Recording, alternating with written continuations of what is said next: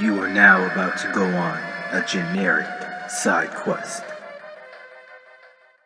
Hello, welcome everybody to the first ever episode of the Generic Transmission. This is Ricky the Leaf here. And I'm Real. And we're going to go through some of the biggest gaming news of the past week. Today is May the 19th while we are recording this. It is a Sunday long weekend here in Canada, so we're just enjoying it. Getting some good weather finally here in Toronto. But let's start. We're going to start off with some introductions since you guys don't really know us personally, unless you know us personally. Unless you do. Yeah. So, Real, you want to talk about a little bit about, I guess, I don't know, your gaming past? What you're into? I grew up on the Ouya. And my favorite game is Hello Kitty Racers. Very rare on the Wii U. On the Wii. Wii U, yeah. Yeah, on the Wii U. It's going to catch that. Yeah. I guess I have an extensive amount of video game knowledge, I would say. Thanks to the plethora of video game knowledge YouTube channels. Yeah. All my shit is secondhand. Yeah, we have no connection with the actual industry at all, so. But I do like games. I've fallen in and out of love with them throughout the years, but I am currently back on that tip. Cool. How about you, Ricky the Leaf? I probably have never fallen out of love with them, but basically, it started back in the day with getting the Game Boy, and then, funny thing is, my love for Nintendo, I'd say I'm not like a fanboy of any system, but I'm more in tune with Nintendo over the past decade than I ever was growing up because I was more of a Sega kid. Shitty Sega kid. I loved my Genesis. But yeah, always have been gaming, always liked doing little projects. Basically just... Yeah, Banana Pixel was a website. Started with a buddy, and so always been a fan of the industry and gaming in general. So we're kind of not experts, but you are hearing the best of amateur hour. Amateur hour basically. So what have you been up to playing this week? Actually, this past week. So I kicked off my gaming renaissance with one of the best, if not the best title on the Wii, which is Super Mario Galaxy 2. I wanted to play that masterpiece again. Okay. And then I transitioned from that to SteamWorld Dig, which I beat in like 2 days. Which is a roguelike, right? Nah. No. It's not. Darn it. I wanted our first ever episode to make reference to a roguelike. It's fun though. Yeah. And I'm now started SteamWorld Heist for the very first time. Yeah, they're on sale right now, I think, on the Wii U as well as the Switch. Yeah. Oh yeah, I'm still a Wii U gamer, by the way. Yeah, he doesn't have a Switch. I currently have the Switch. But what are you playing, yo? I, for some reason, am playing through part of my backlog. I mean, I guess that's a good reason, but have been playing Detroit Become Human. I got it when it was like, I think during Black Friday it was like $30 or $25, something like that. Is that a digital or no? Physical. Yeah. Always have been a fan of Quantic Dream's weird narrative-driven games. Heavy Rain, I still think, is an amazing game, despite its plot holes and everything. Games that are in quotations. Yeah, it's more of an interactive experience. And here, like, the production value, the story, it's great. A little heavy-handed on some of the themes, and I know some critics had some problems with it, but I'm enjoying it so far. So played that. I've played some, just like the standard Tetris 99. I'm still addicted to it, and there's the Maximus Cup this weekend. So I unlocked the Tetris theme, and oh man, it's so good. The Game Boy one? It has the whole theme song and everything, so Yeah, so just standard stuff like that have been playing this week, and yeah. I also after Galaxy 2, I popped in 3D World. Oh yeah, you were telling me. To collect all the flags, and I'm finally on Championship Road. Yeah. Which is insane. It's so hard. Yeah, they say it's one of the hardest challenges probably in a Mario like platformer. Yeah, and the controls for that game are kind of weird. Definitely no Galaxy 2 or even Odyssey. Yeah. But still functional. It's still functional. People should not sleep on that game. Honestly, I think that game's gonna get a little bit more credit after Super Mario Maker comes out, just because of the mode. But we will go into Super Mario Maker right now. Why not? We are gonna move on to News Quests, where we're gonna cover the biggest news, biggest releases, just some of the biggest topics of the past week in gaming. And what better way to transition than into the Super Mario Maker 2 Direct that came out, I believe it was on Thursday. It was about 15 minutes. Nintendo had tweeted the day before it came out that there was going to be a Direct on it. My hype for the actual Direct was up there, but I didn't know if they were just going to run through a bunch of features that we already knew about, or we were going to hear about a bunch of new stuff or big surprises. And overall, what are your takes on that Direct? It was a fully loaded Direct. Yep. Everything that a sequel should be. Yep. I agree. Mario Maker 2 is. Yeah. They had surprises. They had fan-wanted features. They had features that people didn't even know that they wanted. Like the nighttime was cool. Yeah. Because it just brings so many different gameplay variations that you can do with like the wind gusts at night, under or upside down in the underground area, stuff gravity, like that. Yeah, the moon clearing the screen of the enemies. That's cool. But like I mean, true Nintendo fashion, not everything can be perfect, and the 3D world skin.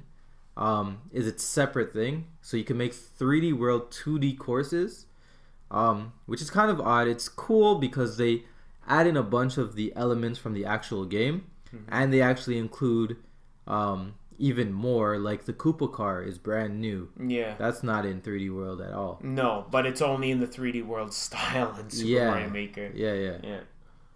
What did you think of it? Are you getting it? I pre-ordered it already. Oh. As soon as after the Direct, the next day I pre-ordered it.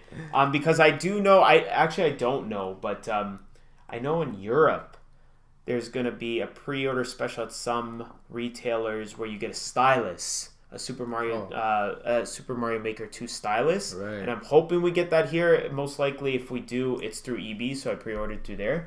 Right. But I thought the Direct was amazing. To be totally honest, everybody usually, anytime you talk about Super Mario Maker, always gets a ton of praise, and I thought it was a great game, but I'm not the creative type. I did not think the first one was a great game. I understand. We have spoken about this. So technically speaking, I'm not a creative type when it comes to that. I'm not going to create my own levels. I'm going to tinker with it, but I'm not going to create anything that I'm going to want people to play, because it's going to be trash. Well, luckily for you, this one has a story mode. Yeah, which actually seems pretty cool. I know we'll probably burn through that within like 3 to 5 hours, I'm going to say, but maybe, yeah. It's cool that they did put all the levels that are preloaded in the game into a story mode. Right. I do like all these added new features that we have covered. And yeah, the Direct, like, they did a good job of covering stuff we knew about already, a bunch of new features, and I'm actually really excited for the multiplayer. The Versus multiplayer seems really cool. Though I don't think it was confirmed if there's local multiplayer other than if you're on your own Switch. There is local, but only 2-player. On the same screen? On the same screen. See, I would have liked to have it all 4 on it. Right. And the 2-player on the same screen is online, so you can jump online to do the to face another 2 people, basically. So kind of like how they do with Mario Kart, where you could get 2 people on one thing. I was actually looking forward to doing that locally, but I mean, online it'll still be sick as well. I mean, technically, you could still do it locally. You can have as long as everybody has their switches own Switch. It won't and be played off a TV. 4 games. But what I would like to see, that I just thought of this right now. I don't know if anybody remembers the first new Super Mario Bros. For the DS and the multiplayer mode for that, where it was the star collecting. It was only a 1v1 mode, but that was really fun. That would be cool. Didn't they do a coin mode in that too?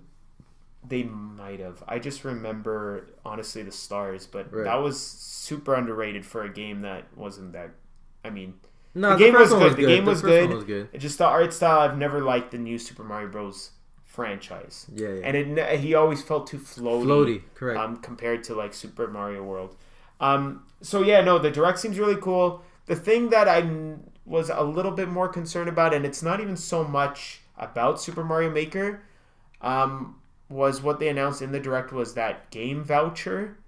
That's all right. You get $20 off. That's not bad. I guess people just have to be careful, people that don't look for deals, because they have games on there where literally if you buy both games, it works out the same price as if you bought it without the vouchers. Right. But I mean, if you have Nintendo Online, it gives you another 12 months basically. You're talking about so what you're talking about is you can buy a version of Super Mario Maker 2 where it comes with 12 months of online, and I think it's only $10 more than the regular, which is cool. The vouchers one is the one where you get 2 game vouchers for $100. Yeah, you get a free game. Yeah, but the thing is, like, one of the games they have on there is Sushi Striker.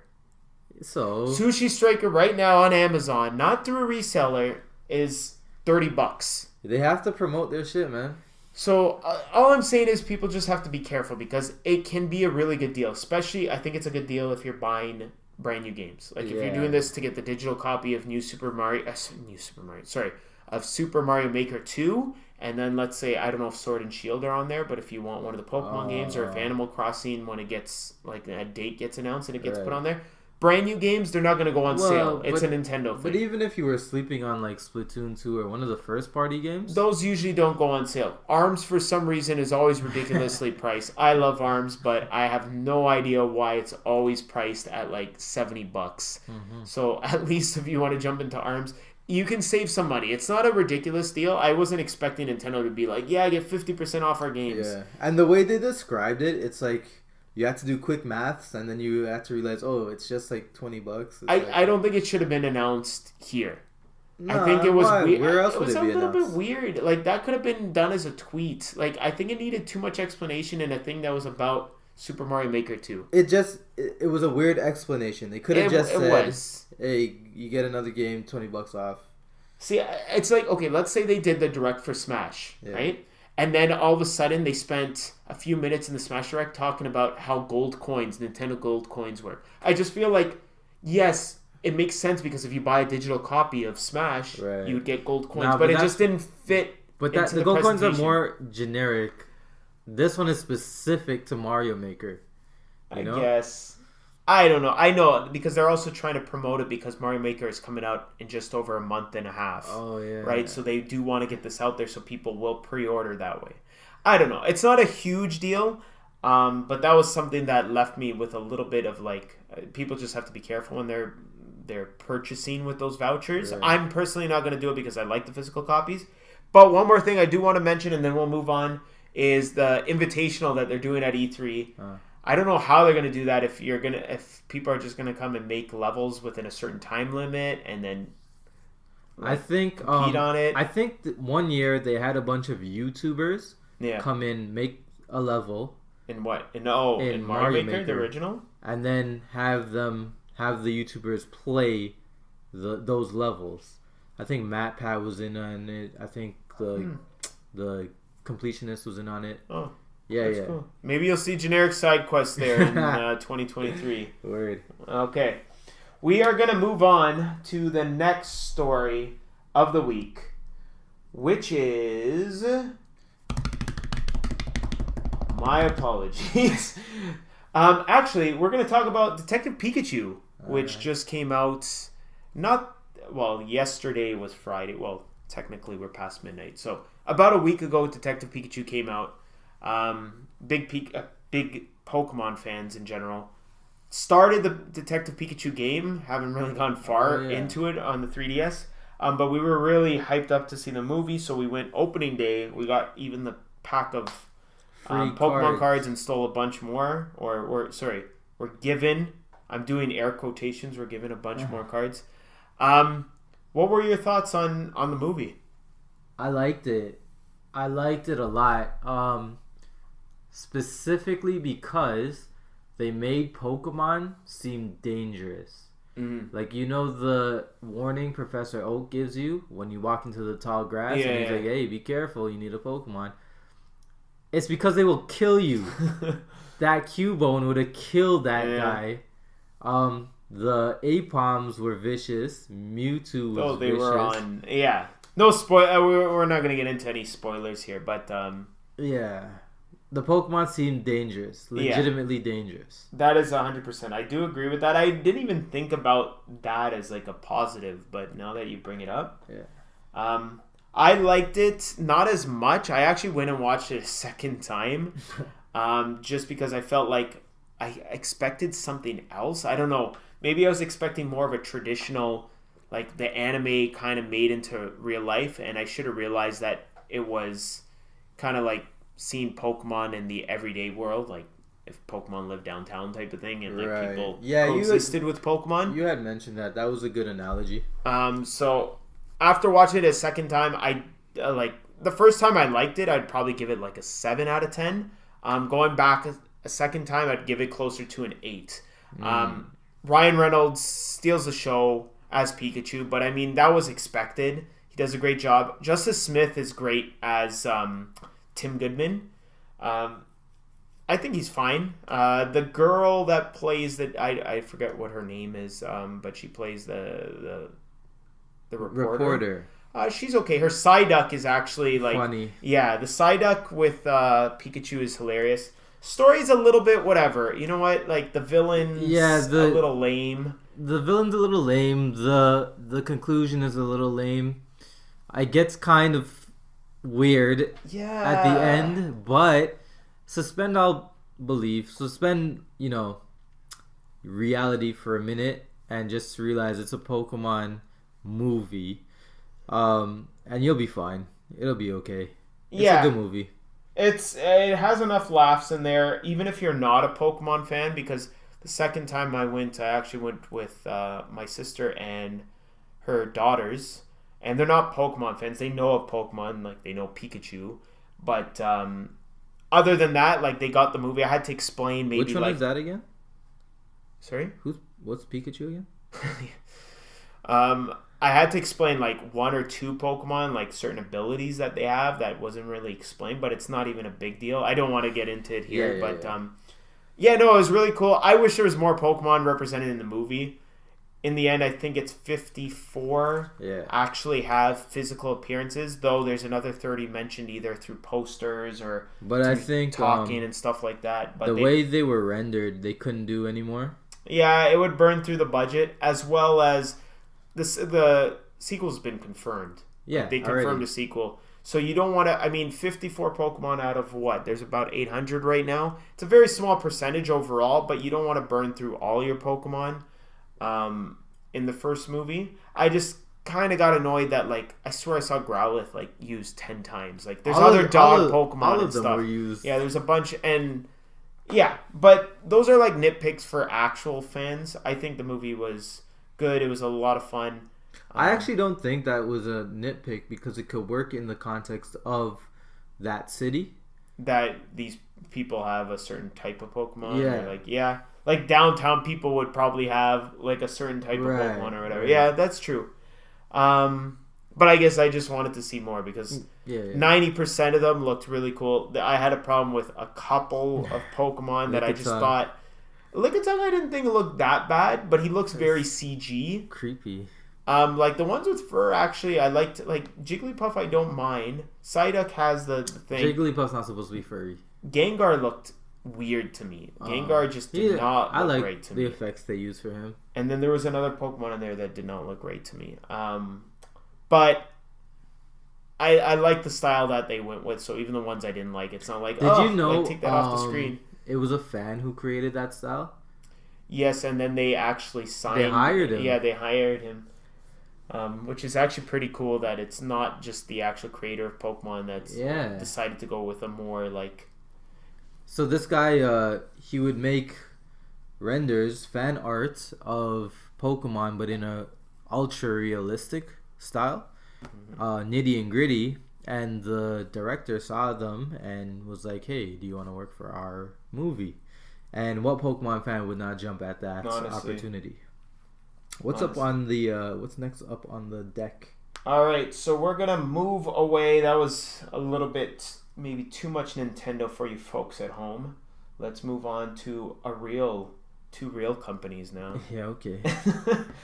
Sony and Microsoft seem like they're getting along a little bit more than they were in the past. Which is very weird. Is very weird because Nintendo's pretty much been in bed with Microsoft as of late. But what's the news with Sony and Microsoft? Sony and Microsoft have released a press release saying that they will be joining forces, but not in the way you think.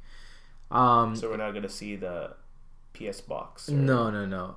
Or the Xbox 6, I guess. Yeah. Or 5. The X Station. X Station, yeah, that's better. No. It's not necessarily game related, but it's pretty much game related. Now that big old Google is joining the fray. Stadia. With their Google Stadia, which is their streaming service for games. Microsoft and Sony seem to be sweating a little bit under the collar, getting kind of nervous. So they are actually teaming up going forward for streaming purposes. Now this absolutely has nothing to do, at least the press release, has absolutely nothing to do with gaming. But since Google came out with guns blazing, everybody's pretty much saying, hey, we're getting ready for you. You can't take our market share. Yeah. They're trying to get their horse in the race as well, basically. Or at least mention it to people so they know that Google's not going to be the only one. So trying to steal a little bit of their spotlight, I guess you could say, right? Yeah, pretty much. And both parties bring something to the table. Sony brings its experience with superconductors and the actual processing of microchips. Microsoft brings its network experience. Both of them have dabbled in cloud, but coming together as a force might just rock Google. Now, Microsoft obviously has more departments than gaming, so this actually falls under Microsoft's other department for now, because both companies have already started the ball rolling with their next gen systems. Yeah. But it is very interesting because Microsoft doesn't have that many first party exclusives. Yeah. The only people to rival Nintendo with that type of content is Sony. So if they do come together, that would rock the industry as a whole. That's kicking out Nintendo, that's kicking out Google, and that's kicking out Ouya. So yeah, interesting times. And like Ricky the Leaf said, Nintendo has been in bed with Microsoft with the release of Cuphead recently. And even the crossplay and everything that they had with Minecraft and, I mean, Fortnite at the time, which no longer exists. And the ability to sign in to get achievements, Xbox achievements, will be coming, on the Switch. Yeah, I mean, it's exciting. I mean, it's cool to hear this whole thing with Sony and Microsoft. But yeah, I think it's more of a press release just to scare Google a bit Everybody's saying that. Right? Yeah, because Google came out and then that was the big talk about Stadia, right? Or Stadia. I'm not exactly sure how it's pronounced. But Stadia. Like a stadium. Oh. And then it's just, instead of the M, it's IA. Yeah. Yeah. But the name of the game is cloud-based services. Games as a service. Yeah. Which I'm pretty sure after this next gen, we are going to cloud-based, all digital. Say bye-bye to physical. Yeah. Well, look at the SAD. The Xbox SAD. Yes. I mean, ridiculously priced. The value proposition there does not make sense to me. $50 cheaper, but you lose your Blu-ray player. Yeah. And it's digital But only. at this point, people have Blu-ray players. I understand, but like they're also giving you games that you could get with game. Like you're getting 3 free games. One is a 10-year-old game with Minecraft. Sure. And I think all games. But you can never count out Minecraft. Never. I understand, but Forza 3 is not even the latest. Forza Horizon 3 is not even the latest one that they give you. I don't know, but it's interesting that streaming is the future. That you bring up SAD because Sony also had a streaming handheld with the PS Go. Yeah, that was a little bit too ahead of its time.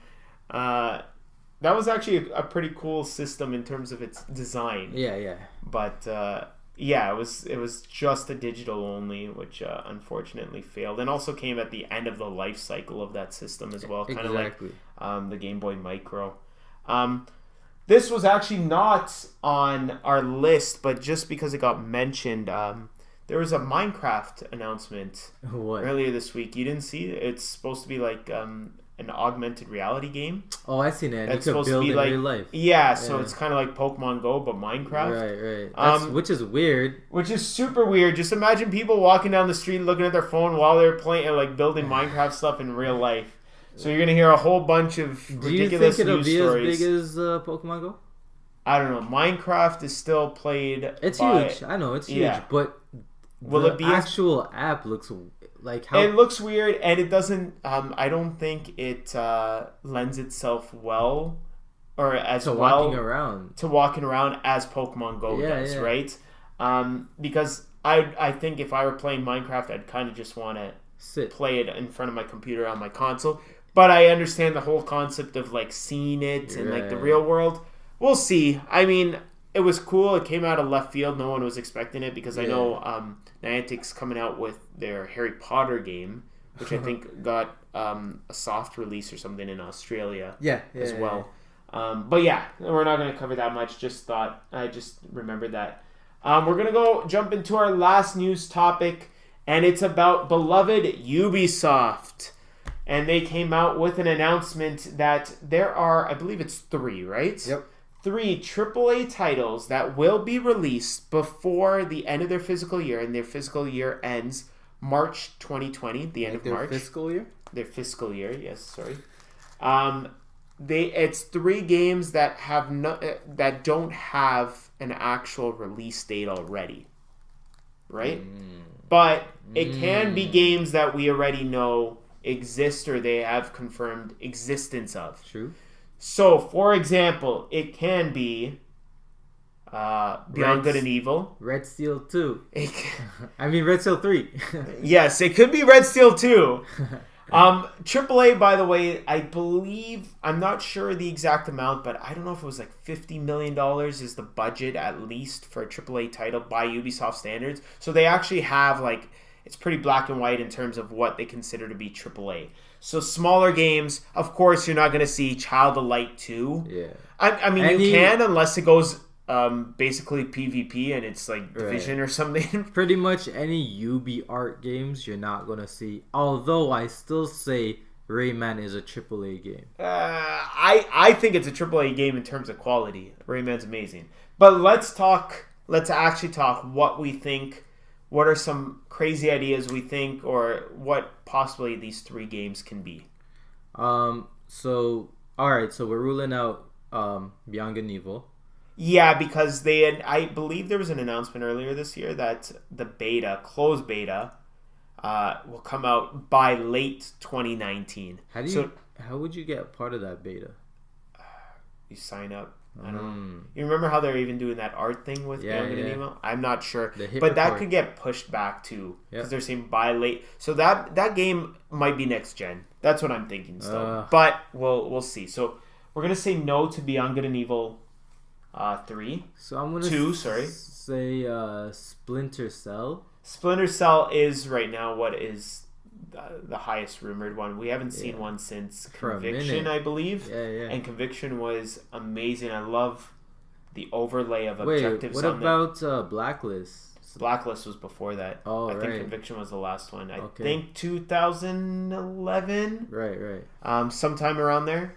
So I think we're both in agreement that we think it's Splinter Cell. I'm going to throw one out there. Rumors have Watch Dogs 3 to be announced.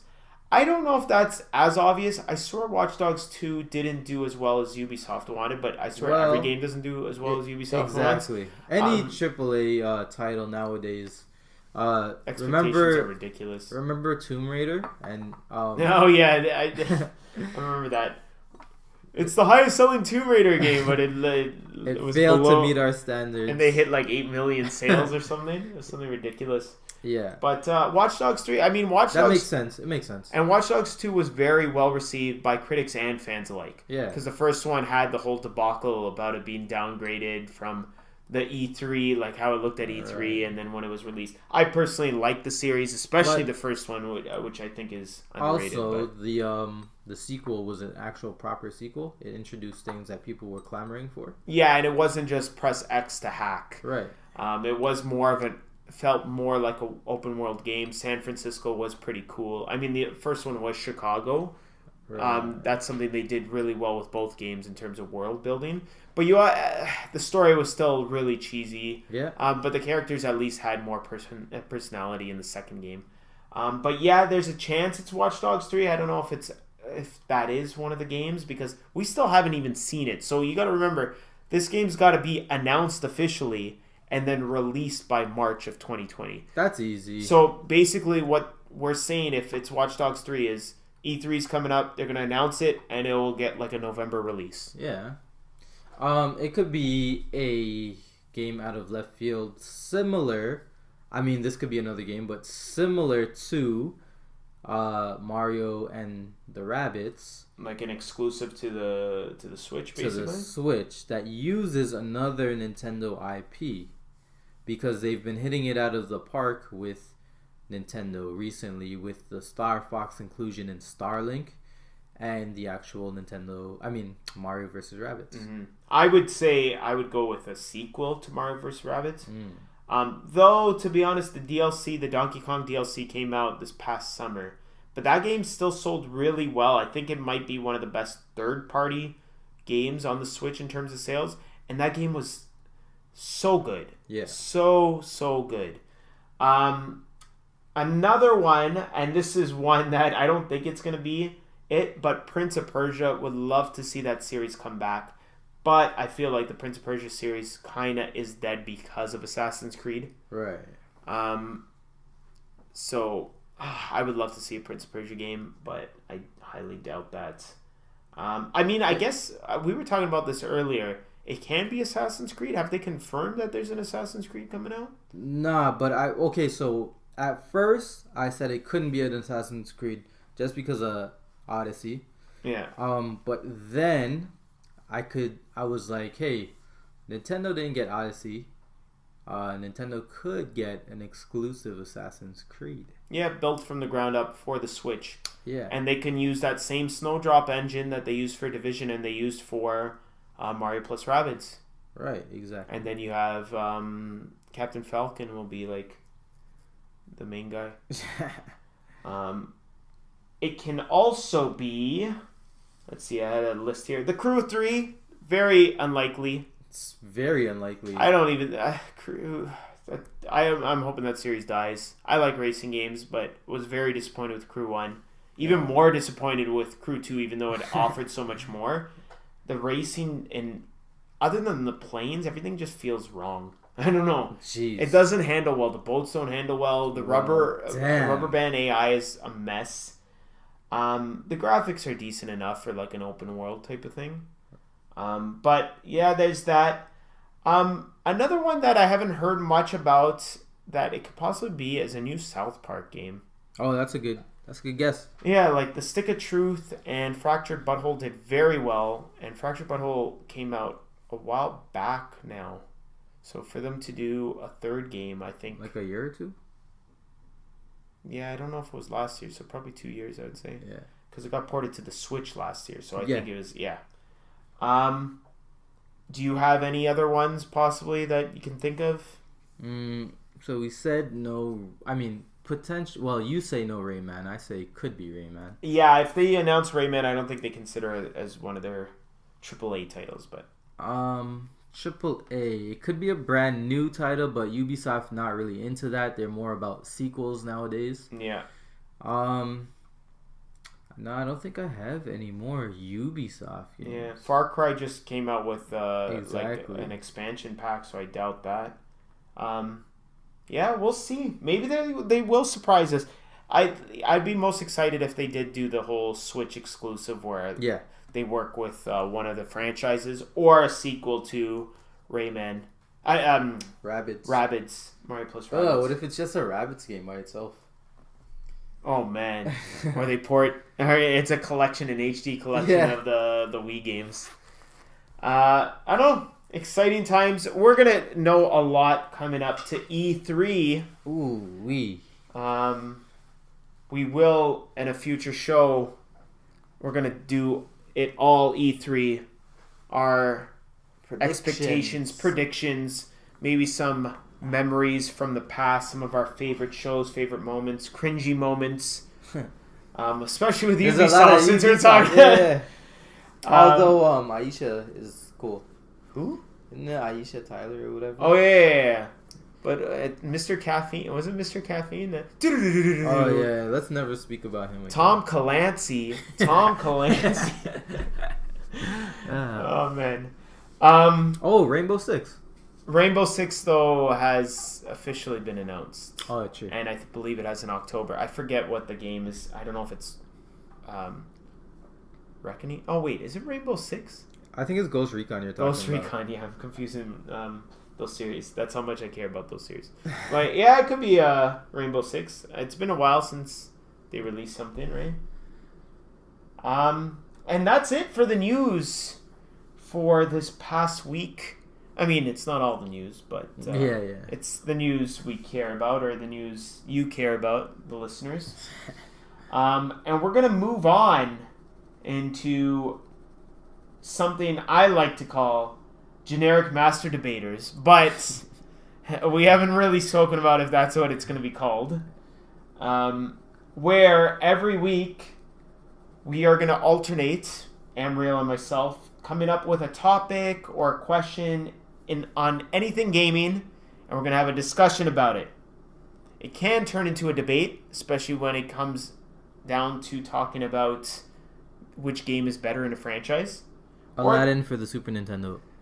Okay, Aladdin for the Genesis is much better. No. Much better. But that is not the topic for this week. Actually, we did not speak about who would have the topic for this week, but I have a few topics. I'll let you go, Maestro. Okay. Let us talk about the top 5 games you first played. Okay. Ever. First game, top 5 games you first played ever. We actually spoke about this a little bit earlier this week because I knew off the top of my head what was the first video game I've ever played. Now the other 4 can be interchanged maybe with a group of like 10 games that I played roughly at the same time. Yeah. But for the most part, these were them. So my first game that I ever remember playing was Tetris, on the original Game Boy. Released in 1989. I was born in 1988. No, I was not playing it at 1 year old. But... How old were you? Do you remember? 4? 3 or 4? I was young. I was very young. Because I remember playing it before going to like school. Alright. So that would be like 4 years old going to school, like junior kindergarten. Huh. 4. I mean, I'm not saying I was good at it. I don't remember how good I was at it, but I was just so fascinated with it. And even that led to when we went to Portugal when I was young, my dad bought one of those like fake handheld things where you get 100 games in one, and they're all variations of Tetris or block dropping games. Was it one of those gray consoles with the yellow buttons? Yeah, with the yellow buttons, and it had that it's just so nasty. It's such a product of its time. It didn't even look good at its time. Let's be honest. I always wanted one of those. But yeah, that was my first game. I don't know if you want to go one by one or just should I list the games and then you go to your games? No, you say your list. Okay. So, my other games are Commander Keen, An Invasion of the Vorticons. For future reference, I'm just going to consider it Commander Keen because I'm not going to remember the rest of the name. Super Mario Land on the Game Boy, The Simpsons arcade game, and Tiny Toons Bab's Big Break.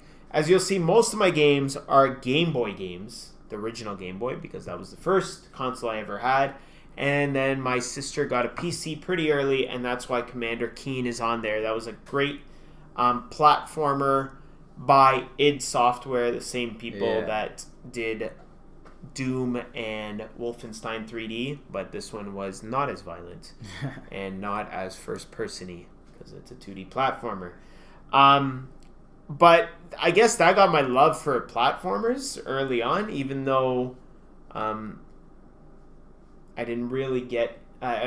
Genesis platformers were not as great as SNES platformers for the most part. Thank you. Mario is still king when it comes to platformers. But that's why Super Mario Land is on there. But yeah, lots of... I have a lot of nostalgia for those first few games. It's funny, though, looking back, the only game that I really would say that I still play to this day is Tetris. Just in a different way. I'm playing Tetris 99, which is basically the original Tetris against 99 other people. And, of course, Super Mario Land is a 2D platformer that just got refined over and over again. And you played the 3D Tetris, too. The virtual reality Tetris. Tetris Effect. Yes, Tetris Effect, which is actually my favorite Tetris game of all time. We're going to do a Tetris show in the future. Probably instead of our E3 predictions, we're just going to talk about every Tetris game ever released. We'll do it as Which a 5-part series. Which is your favorite Tetramino? They should have one of those Facebook personality quizzes. Which Tetramino are you? Yeah, you are the L block. But yeah, that's my the games I remember, the first 5 games I remember playing. What about you? The first 5 games I remember playing are all for the NES because my cousin Vance had an NES. I was probably 5 at the time. And this is in no particular order, but I'm pretty sure number 1 is number 1. So number 1, Duck Hunt. Playing with that NES Zapper was like nothing I've ever done before. Yeah. I've played with toy guns, but never toy guns and a TV. And that gun just had a satisfying click. Number 2, Super Mario Bros. Because of course, and I think it was the version that was packed in with Duck Hunt. I remember the first time I played Super Mario Bros. I just held down the right button, the right D-pad, the run button, and the jump button. And for some reason, I beat the first level without dying. Oh, wow. Beginner's luck, obviously, because I could not beat the second level for many, many years. Number 3, Paperboy. I remember enjoying Paperboy when I was younger. Which version? Oh, the NES. The NES. Okay. But that's a hard game. I don't think I was playing it correctly when I was younger. It's funny that you mentioned that. You could carry on, but I want to come back to Paperboy and my experience. No, my experience too. I remember playing Paperboy, but for some reason, I don't think I played Paperboy properly as well. Yeah, of course not. No one did. No, because you're supposed to throw the newspaper into the mail slots or on the front door or something like that. Yeah. And I just remember playing it And I probably failed every time, but I thought I was doing what was right or Because you enjoying didn't what crash. I was doing. You probably avoided the obstacles. I think that's probably what I did, but yeah. Yeah. But Paperboy, yeah. Number 4, Double Dragon. A classic beat 'em up. Mm-hmm. 2 rad dudes fighting for their girls. And the OG of beat 'em ups. I don't know if it's the original, but I would say OG. Yeah. Number 5, another beat 'em up, and this is a classic, and Microsoft actually has the rights to this now. Killer Instinct. Battletoads. And actually, Battletoads and Double Dragon actually had a game together. I do have honorable mentions. My honorable mention is Tetris, but again for the NES. Yeah. Yeah, so Tetris was like a mainstay. I always thought it was a Nintendo game. I never knew it was like a third party. Yeah. But I want to also honorably mention Commander Keen, but I played it much later than you played it. We played it when we got our like computer. What was it, like 3.5 or whatever? Windows 3.1, I think. Yeah. That was a great game, but I played it like much later in my life. And they had like 7 episodes or 7 games or something like that. That was a sweet game. The old DOS sound effects. Yeah. Yeah. Battletoads, I actually never played until just a couple years ago when I played it on Rare Replay. Yeah. Always heard about it. Always heard about how tough it was, like the cool pause music that they had in it, and how people always wanted it to be remade. Right. Was there ever a Battletoads for the Genesis? I don't think for the Genesis, but there was an arcade Battletoads. Yeah. Which was also included in Rare Replay. Right. But I don't think there was one for the Genesis. I'm not 100% sure. Because when I think of Battletoads, I sometimes think of that Genesis game. Is it Boogerman? Boogerman, yeah. Yeah, because he was like a superhero. But he kind of looked froggish. Yeah. So that's why I sometimes think of that, but it's not. That's not thing on the Genesis. Battletoads on the Genesis. Right. But if it's on there, please don't kill us. But very respectable list. As you can see, his is very NES heavy. Mine is very Game Boy heavy. I mean, it's just the console. The funny thing with yours is your console was already older at the time, because if you were 4 or 5 when you're playing that's early, or like 92, let's say 92, 93. Yeah. The system came out in 85. Yeah. And I think the Game Boy came out in 89. Yeah. Though very primitive in technology anyways, the Game Boy, but Right. What was that little anecdote you told me about your coworker? For what?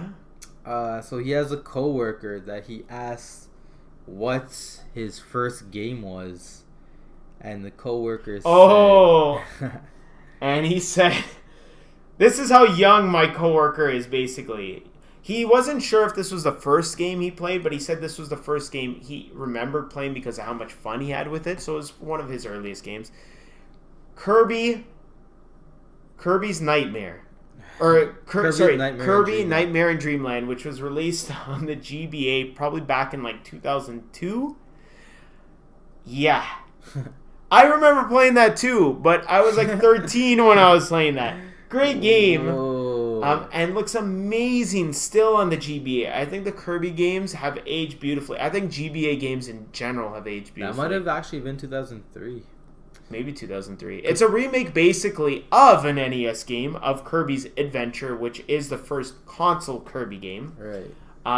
But it had more content in there where you could play as Meta Knight, and just the graphics were just so nice.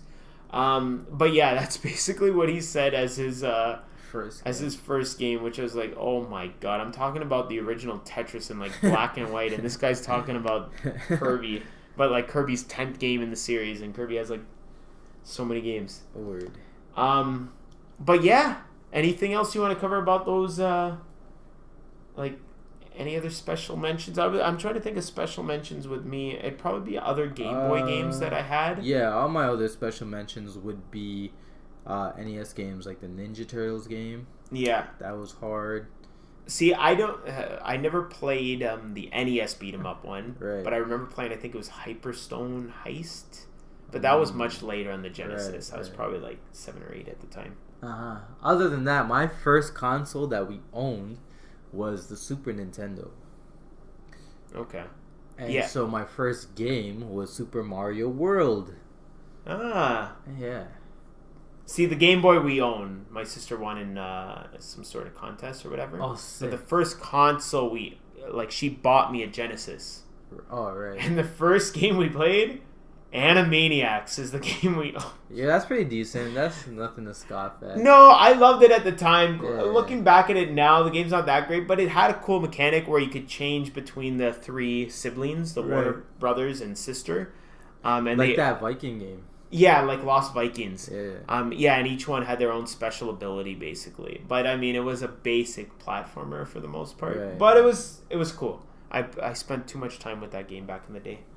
But yeah, I did want to mention my pick, which was the Simpsons arcade game, which people usually fondly remember as probably the best Simpsons game ever until Simpsons Hit and Run came out. I like Bart's Nightmare. I don't know. I have nostalgia. I have nostalgia for Bart's Nightmare and Virtual Bart and those shitty 2D or Those are alright, man. Those are alright. Anyways, Krusty's Funhouse. That one's terrible. But the Simpsons arcade game, I remember playing it in an airport when we were going to Portugal or whatever. So that's why I remember it being one of my earliest games. Being like, oh, this is so cool. It looks just like the cartoon, even though it does not look like the cartoon. The drawings were so crude. But yeah, no, it was a lot of fun. I would love to see that actually get a proper remake? Yeah, remake. You know how they did like the DuckTales remake? They should do that. Yeah. Well, this game was re-released on the PS3, like the arcade version. So and then it was taken off the store because I think Konami lost the rights to The Simpsons. But don't quote me on that. Did you download it? I have it on my PS3, so unless there was a patch that automatically got rid of it or whatever. Valuable PS3 ever. Which I don't know where it is. But so yeah, that was our generic master debater topic of the day. That's probably going to change by the second time we do this.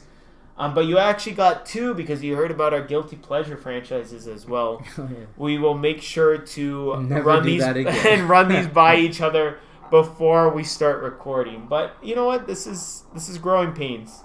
You gotta crawl before you run here. Or walk.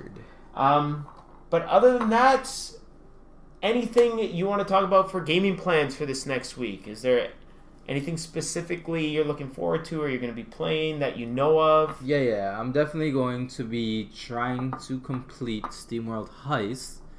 I played the first mission. It is a turn-based kind of game. So it's completely different than... It's completely different. Like they do with all their SteamWorld games, basically. I want to play SteamWorld Dig 2. Do not have the system for it. I want to play SteamWorld Quest. Don't even know if that's out as yet. That's a card-based RPG. So weird. The world of SteamWorld is amazing. The characters are well written. They're funny. They look amazing. They're animated well. Mm-hmm. I'm also going to be continuing my journey of completing Super Mario Galaxy 2 once again. Why waste your time?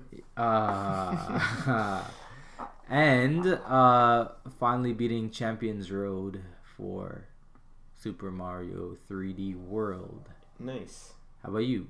Well, first of all, fun fact, I have never played a SteamWorld game, and I actually don't have any excitement towards them. I'm sure if I played it, I would like it, but... You would, yo. That first one is so sick.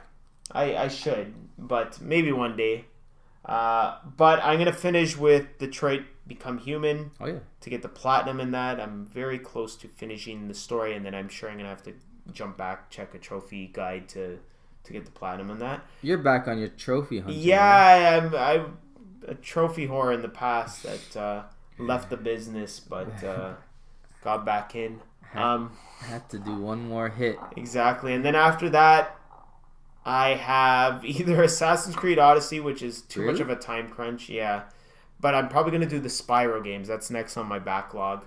That's 3 platinums for the price of 1 because you get the 3 Spyro games. So I'm going to play that next. I don't know if it will be next week.